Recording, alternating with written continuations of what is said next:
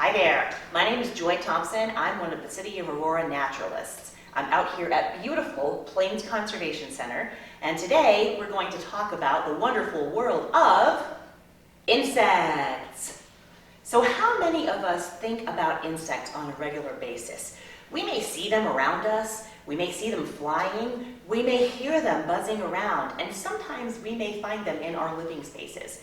But how often do we stop and think, what are insects? What are they for? And what good are they doing here on our planet? Why are they here? Well, when we stop to take a good close look at insects, we learn that they are incredibly important to those of us here living on planet Earth. Insects are responsible for pollination services for plants and pollinate a lot of the plants that we eat for food. Insects aerate the soil, they're great food for other creatures, and they're nature's cleanup crew because they help take care of a lot of dead stuff. In fact, you might say that even though they're small creatures, with everything that they do for us, insects are some of the mightiest creatures in the world. So let's take a look at insects right here in Aurora and learn all about these incredible creatures and why they are the mightiest creatures on the planet.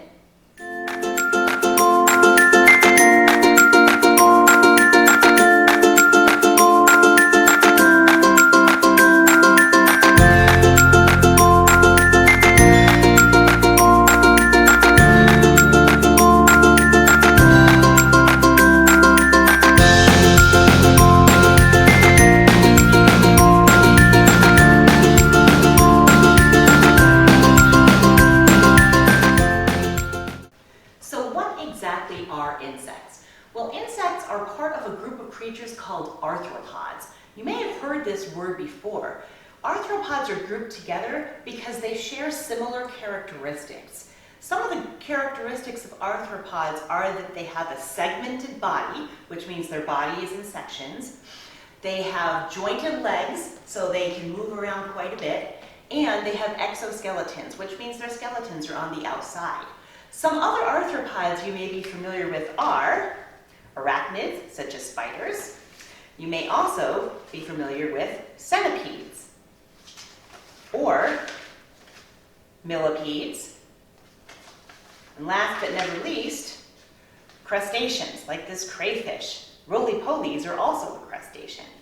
But what separates insects from other arthropods is the sheer number of them. There are over 2 million insects for every single human being on our planet. In fact, if you took all of the insects and put them on a scale and put every other living creature in the world, including people, on the other side of the scale, insects would be heavier. Now that is some serious bug power. The other thing about insects is that there are so many different kinds, and we may be familiar with some of them. You may be familiar with this kind of insect, the ladybug. You may also have seen this creature flying out and about, dragonflies as they eat mosquitoes. And of course, we all look forward to seeing this arthropod in the spring. Now, some arthropods are so small that you need a microscope to see them, and some are the size of a dinner plate. But no matter their size, all insects are built the same way. So let's take a look at what makes an insect the way that it's built. So no matter the size of an insect, they're all built the same way, like this grasshopper. All insects have 3 body parts. The first one is their head, and right here on the grasshopper, you can see some important things. First of all insects have a pair of antennae, which are these things right here. Antennae are used for feeling, but they actually are kind of a multi-sensory tool. You could say that antennae are feeling, smelling, hearing, and communication all rolled into one. If you've ever seen insects doing this with their antennae, that can be a way if they figure out if another insect is a friend or if it's a foe. But all insects have antennae. Another thing that all insects have are eyes. Insects have what are called compound eyes, which means that when they see something, it looks like they're seeing it in pieces, much like a puzzle. Some insects, like dragonflies, have very good vision because they need to be able to see, to fly around and chase and eat those mosquitoes, which we love them to do. Some insects, like our grasshopper, don't have very good vision. One of the ways that you can tell is if you see an insect with extremely long antennae, usually that means their vision's not very good because they use those antennae more than they use their eyes. Now, another thing on our insect head is a mouth. So, our grasshopper here, I'm going to put this down here, has this mouth part for chewing plants. The mouth on a grasshopper is kind of like a pair of scissors. It chops up the plants. But although that works for the grasshopper, it doesn't work for all insects because insects eat many different things. Some insects, like mosquitoes, have a mouth part like a needle that jabs into skin to get blood. Some insects, like a butterfly, have a tongue like a curly straw, and so they use that to put into flowers to get nectar. And some insects, like a housefly, have a mouth like a sponge to soak up your cookie. So, mouth parts are all different on insects. So that is the head. Now the middle part of our insect is the thorax, right in here. And the thorax on an insect always holds the legs. There are 6 legs on an insect, 3 on each side, and they're always attached to the thorax. Legs can be used for jumping like they are on a grasshopper, but they can also be used for walking and even for climbing up a hill, or, in the case of a dung beetle, for holding on to balls of poop. And attached to the thorax are also wings. Not all insects have wings. Most ants don't during most parts of their life, but when insects do have wings, those wings help them to fly. Some insects, like a fly, have 2 wings, whereas something like a honeybee has 4 wings, or 2 sets of wings. So, no matter the size, all insects have these parts. Now, the last body part is the abdomen, which is down here at the bottom. And the abdomen has a couple of special things about it, too. Abdomens have little holes in them on an insect called spiracles, and those spiracles are used for breathing. Insects don't have lungs like me and you. Instead, they exchange oxygen and carbon dioxide through these little holes in their abdomen called spiracles. The other thing you have in an insect abdomen, if it's a female, is a place to store eggs. And if it's a honeybee, a place for a stinger. So, no matter your insect, if it's large or small, they're all built the same way.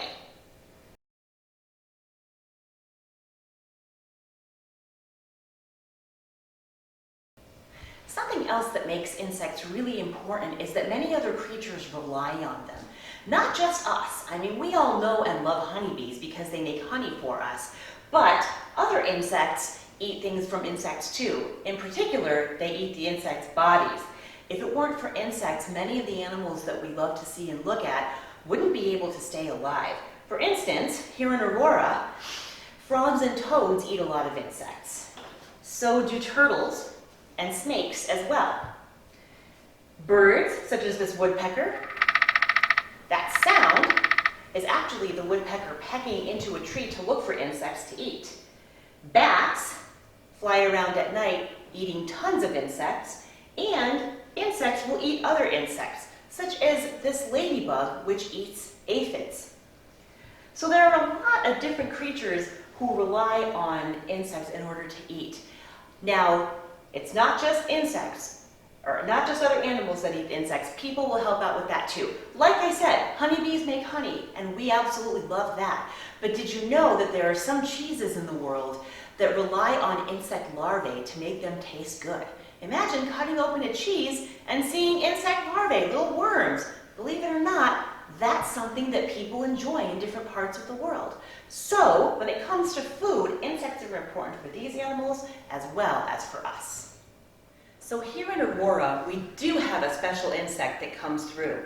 This creature here is one you may have seen in the summertime. This is the Monarch Butterfly. Aurora makes a good home for monarchs. They'll actually come here to lay their eggs, and they have a special plant on which they like to lay eggs. And that plant is called milkweed. Milkweed does something fascinating to our monarchs. The monarchs lay eggs on the milkweed plant, and when the larvae hatch out, the larvae, which are the caterpillars, will eat that milkweed plant. Now, the milkweed is mildly poisonous, so when that caterpillar eats the milkweed, it makes the caterpillar poisonous too. which means that a bird or a frog might stay away from that caterpillar because it doesn't want to get poisoned when it eats it. So the monarch then goes through change, and it changes from a caterpillar into a chrysalis and then into a butterfly, and the butterfly is poisonous too from that milkweed plant. So again, birds will avoid monarch butterflies. If they make that association, if they remember the last time they ate a monarch, they got sick, they'll avoid a monarch, and the monarch gets to live another day. Monarch butterflies are in a bit of trouble throughout our country. They're disappearing in some places. Scientists are studying what's causing that, but in the meantime, certain cities like Aurora have decided to do what we can to give the monarchs a good place while they're here. So we have a designated monarch way station here in Aurora at the Morrison Nature Center at Star K Ranch. If you go and visit the Morrison Nature Center, you can find out on the trails at least 3 different kinds of milkweed. That makes it a great place for monarchs to stay. And it's a great place for us to study the monarchs and learn a little bit more about them as we watch them do their thing here in Aurora.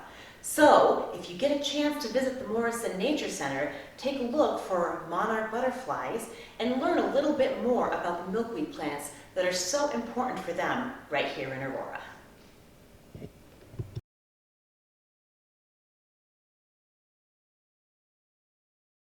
When it comes to studying insects, we can do it right in our yard using a big net or a small one, a sheet, and a bug box.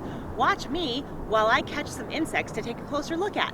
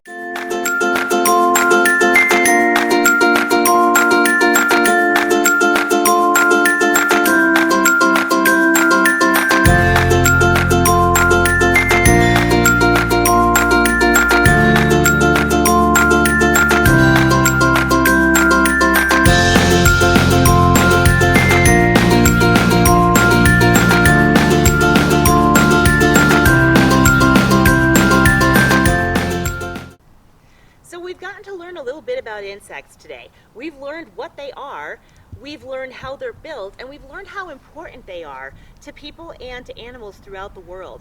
And remember, we've learned that even though they're small, with everything they do, insects are some of the mightiest creatures in the world. If you want to learn a little more about insects, visit any of your Aurora public libraries and check out a book. Or you can come visit us at any one of our 3 nature centers here in Aurora, or sign up for a program. You can learn more by going to www.auroragov.org/nature. Thanks so much, and have a great summer looking for insects.